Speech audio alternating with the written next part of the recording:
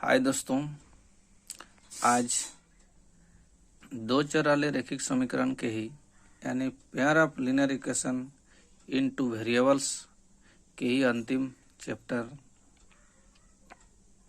इसके एक्सरसाइज है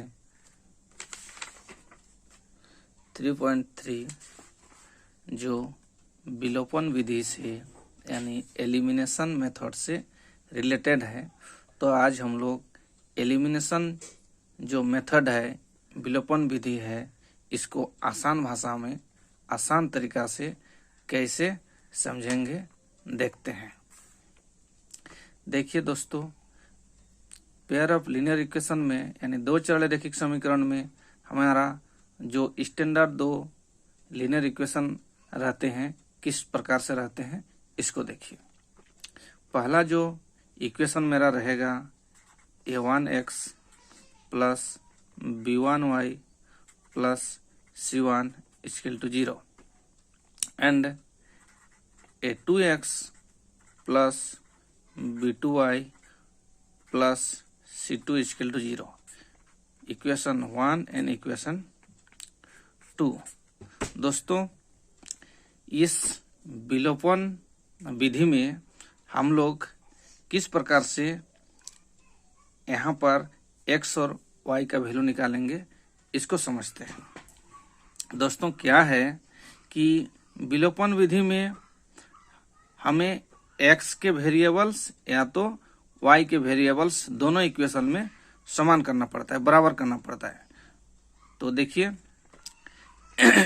हमें यहाँ पर a1 की जगह पर कोई भी जो नंबर्स दिए हुए रहेंगे और a2 के जगह पे कोई भी नंबर्स दिए हुए रहेंगे, इस सब को क्या करना पड़ता है कि बराबर करना पड़ता है। यदि यहाँ पर 4 दिया रहे, 2 दिया रहे, तो ये दोनों को हम लोग को क्या करना पड़ता है कि दोनों ही जो इक्वेशन है, समीकरण है, इसमें हम लोग कुछ मल्टीपल करके कुछ गुना करके बराबर करते हैं।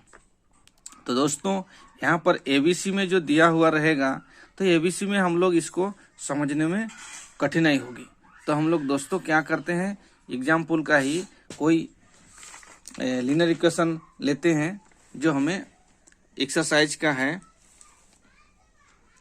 x plus Y equal to 5 and लिखते हैं x plus Y equal to 5 and और जो हमारे इक्वेशन है 2x minus 3y equal to 4। दोस्तों, ये हमें दो इक्वेशन दिया रहेगा। दोस्तों, इस इक्वेशन पर हम लोग चर्चा करते हैं। विलोपन विधि में दोस्तों या तो आप क्या करेंगे, x वाले टर्म को सेम करेंगे या तो y वाले टर्म को सेम करेंगे। तो दोस्तों, इसको विलोपन विधि में सॉल्व करने के लिए मेरा सबसे आसान तरीका आप लोग का बीच क्या है इसको देखिए। सबसे पहले आप ध्यान देंगे क्या, x और y के जो वेरिएबल्स हैं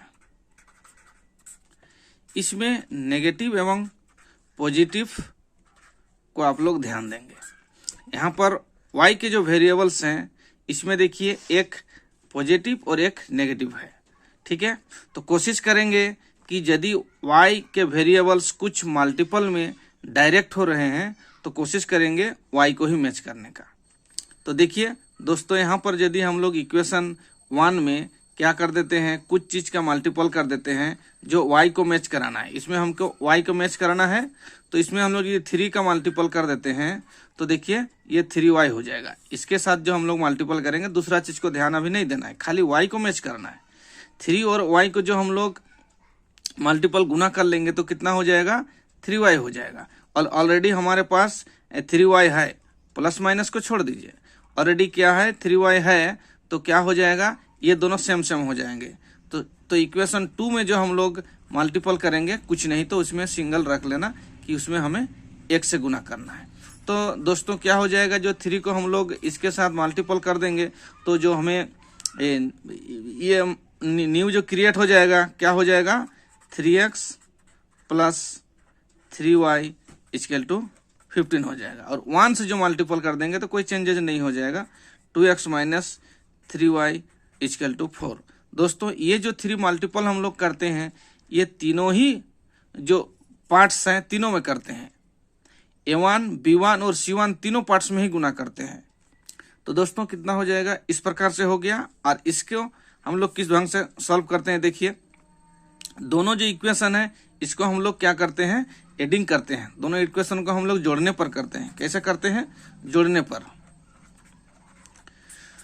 तो दोस्तों जोड़ने पर यदि हम लोग कर देते हैं तो क्या हो जाता है, देखिए ये जो प्लस 3y और माइनस 3y, देखिए किसी जो इक्वेशन 1 को इक्वेशन 2 के साथ जो मैच कराना, उसका y के वेरिएबल्स को जो मैच कराना, कहने का मतलब क्या है कि इसको हम लोग 0 कर देंगे मैच कराने पर।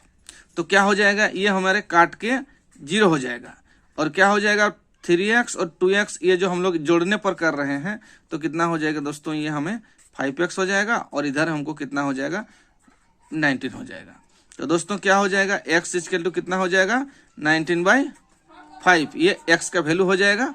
तो इसी प्रकार से हम लोग क्या करेंगे दोस्तों, ये 19 जो 5 है इसको हम लोग क्या कर देंगे, किसी भी कोई एक समीकरण में रख लेंगे, जो कि आप लोग पिछले वीडियो में या तो आप पहले से भी जानते होंगे। क्या कर देंगे कि x का मान किसी भी समीकरण में, समीकरण या तो 1 में रखिए या तो आप क्या करेंगे कि 2 में रखिए। 1 में रख देते हैं, रखने पर जिसको हम इंग्लिश में क्या लिखेंगे, x का मान समीकरण 1 में रखने पर जिसे हम इंग्लिश में लिखेंगे क्या,